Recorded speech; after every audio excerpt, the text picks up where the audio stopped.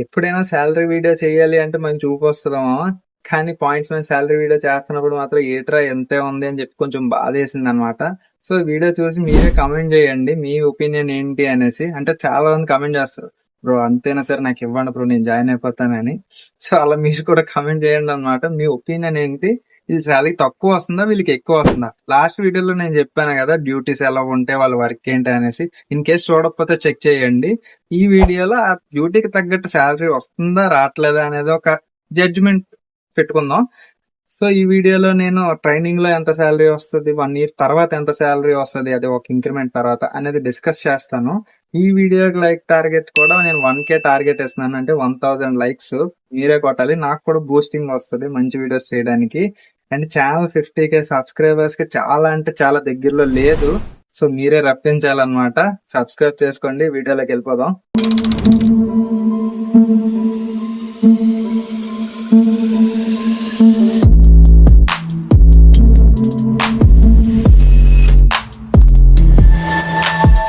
So first నేను ఇక్కడ salary slip display చేస్తాను అండ్ అవి ఎక్స్ప్లెయిన్ చేస్తూ ఉంటాను అనమాట. ఏమేమి వచ్చాయి ఏంటి రాలేదు అని చెప్పేసి.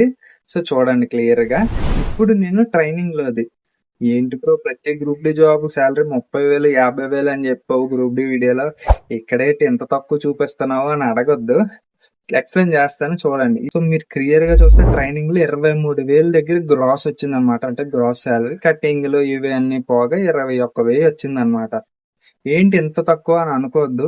ఎందుకంటే కరెక్ట్ గా మీరు చూస్తే డ్యూటీ డేస్ అని ఉన్నాయి చూసా, అంటే వర్కింగ్ డేస్. అంటే ట్రైనింగ్ 1 month అవ్వదు అనమాట. కొన్ని డేస్ అవుతుంది, కొన్ని డేస్ వర్క్ వెళ్ళిపోతారు అనమాట. వీళ్ళకి చాలా తక్కువ ట్రైనింగ్ ఉంటది.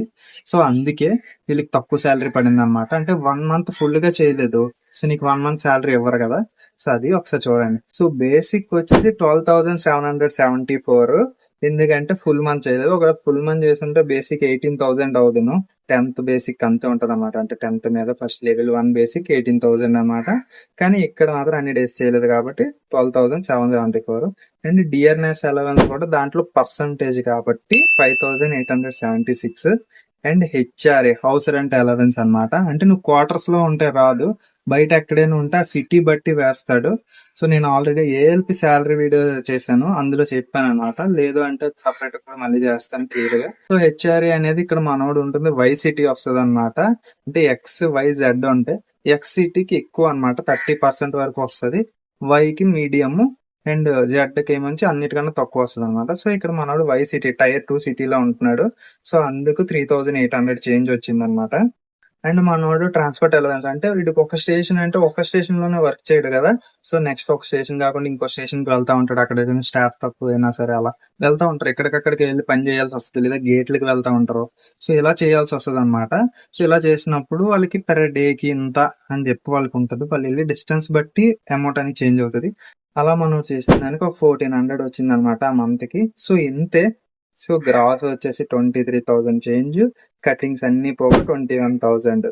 ఇంత తక్కువ అని చెప్పి మీరేం నేర్చుపడద్దు. ఇది ఫస్ట్ ట్రైనింగ్ లోనే, అది 22 days కే నీకు 22,000 వస్తుంది. సో అంటే 1 month కి 30,000 ఈజీగా వస్తుంది. కానీ ఇప్పుడు 1 month చూద్దాము. సో ఇది శాలరీస్ ఎక్కువ 18,500 బేసిక్ ఎందుకు ఉంది అంటే మనోడికి 1 year తర్వాత అనమాట ఒక ఇంక్రిమెంట్ వచ్చింది 500. ఇయర్లీ ఇంక్రిమెంట్ 500 అనమాట. ఏంటి బ్రో ఇయర్లీ ఇంక్రిమెంట్ 500 అయినా అని మీరు అడగొద్దు. గవర్నమెంట్ ఇంక్రిమెంట్లు అంతే వస్తాయి. మాకు బాగా రావాలంటే ఎత్తిపే కమిషనే రావాలి. పే కమిషన్ వస్తే ఎక్కువ పెరుగుతుంది, లేదా చాలా తక్కువ పెరుగుతుంది. సో బేసిక్ వచ్చేసి 18,500 అండ్ డిఏ వచ్చేసి 10,730 రూపీస్. ఇక్కడ హెచ్ఆర్ఏ లేదు, మీరు క్లియర్ గా చూడండి. ఎందుకంటే మనోడు క్వార్టర్స్ మూవ్ అయిపోయాడు.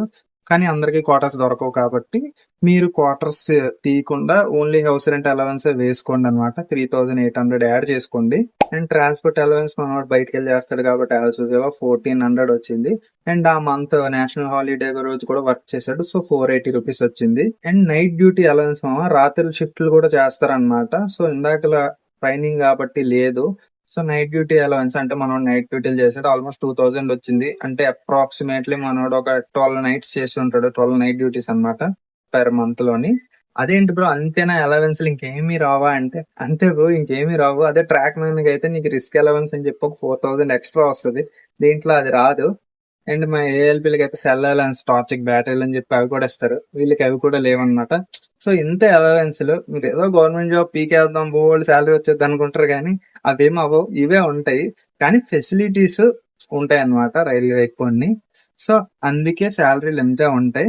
ఇవి పెరుగుతూ ఉంటాయి, పే కమిషన్ వస్తే బాగా పెరుగుతాయి. సో హెచ్ఆర్ఏ యాడ్ చేయకుండా ఇప్పుడు మా నోటికి గ్రాస్ 33,000 వచ్చింది. హెచ్ఆర్ఏ ఒక 3,000 యాడ్ చేసుకుంటే 36. సో కట్టింగ్స్ ఇవన్నీ పోగా మనోడికి 30,000 ప్లస్ వస్తుంది. అది హెచ్ఆర్ఏ కూడా ఉండుంటే మనకి 33,000 వస్తుంది. కానీ చాలా మంది క్వార్టర్స్ దొరికితే క్వార్టర్స్ వెళ్ళిపోవాలని అనుకుంటారు అనమాట. ఎందుకంటే నీకు డబ్బులు సేవ్ అవుతాయి. సో క్వార్టర్స్ ఉండడం చాలా మంచిది. మేము కూడా లేదు కాబట్టి ఇలా రెంటలు కట్టుకుంటున్నాం. సో వస్తే నేను కూడా క్వార్టర్స్కి వెళ్ళిపోతాను. ఇవి కాకుండా పాయింట్స్ మెన్కి అసలు డబ్బులు రావా అంటే ఒకానొక టైంలో మావా ఎలా అంటే యాడ్స్ ఉంటాయి. లైక్ అన్ని ట్రైన్స్ అక్కడికే వచ్చి అక్కడ అన్లోడింగ్ చేస్తూ ఉంటారు అనమాట ఎక్విప్మెంట్స్. సో అలాంటి పెద్ద యాడ్స్ లోని ఏంటంటే పాయింట్స్ మ్యాన్ కి ట్రైన్ కి ఇంత అమౌంట్ అని ఇచ్చేవారు అనమాట. అంటే పాయింట్స్ మ్యాన్ కి అసలు అలా ఇస్తారనమాట. అప్పట్లో ఇచ్చేవారు, ఇప్పుడు ఇవ్వట్లేదు అనమాట. అంటే అది లీగల్లీ రాంగ్ అని చెప్పేసి దాని మీద చాలా యాక్షన్స్ తీసుకున్నారు అనమాట. పాయింట్స్ మ్యాన్ కి డబ్బులు ఇవ్వకూడదు ఇలాగలా అని చెప్పేసి. సో అవి చాలా దగ్గర రావన్నమాట. కానీ ఇంకా కొన్ని చోట్ల ఉంటాయి అని చెప్తారనమాట. కార్లో వస్తే వచ్చిన వాళ్ళకి వచ్చే ఉంటది, you know what I mean. So అదే అన్నమాట. కానీ ఒక్కడు కూడా పాయింట్స్ మ్యాన్ శాలరీ కోసం జాయిన్ అవ్వడం అనమాట. ఎందుకంటే అందరూ ప్రమోషన్ కోసమే. సరే పాయింట్స్ మ్యాన్ జాయిన్ అయ్యాము అంటే ఎస్ఎం అయిపోదాం, లేదా ఇంకోటి ఏదో అయిపోదాం అని చెప్పి జాయిన్ అవుతారు. అడికి ఆ ఫ్రీ టైం కూడా ఉంటది. నేను పాత వీడియోలో, ప్రీవియస్ వీడియోలో అన్ని చెప్పాను క్లియర్ గా. సో అందుకు మాత్రమే జాయిన్ అవుతారు అనమాట. వీడికున్న అడ్వాంటేజెస్, వీడికున్న శాలరీ తక్కువైనా సరే వీడి లైఫ్ వీడు బాగానే లీడ్ చేస్తున్నాడు. అందరికి ఇంకా చాలా మంది వీడి మీద క్రేజ్ ఇంకా ఇంకా పెరుగుతుంది. సో పెరుగుతానే ఉంటది పాయింట్స్ మ్యాన్ కి. ఈ వీడియోస్ చేశాక, ఈ డ్యూటీస్ చెప్పాక, లేదు బ్రో నువ్వు చెప్తే మాకు ఇంకా మోటివేషన్ రావట్లేదు, నువ్వు చెప్తుంది ఇంకా నెగిటివ్ గానే అనిపిస్తుంది అంటే మీకు కమెంట్ చేయండి, చూద్దాము మీకు ఏమనిపిస్తుందో. నేను కూడా కమెంట్స్ చదువుతాను. సో మన టెలిగ్రామ్, వాట్సాప్ ఛానల్స్ లో జాయిన్ అయిపోండి. అండ్ నాకు ఇన్స్టాగ్రామ్ లో మెసేజ్ చేయాలి అంటే ఇదిగో నా ఇన్స్టాగ్రామ్ ఐడి, మెసేజ్ చేయండి. సబ్స్క్రైబ్ చేసుకోండి. 50K సబ్స్క్రైబర్స్ మర్చిపోద్దు. సబ్స్క్రిప్షన్ ముందే పడేయండి. పేరు గుర్తుంది కదా, మనోజ్ జర్నీ.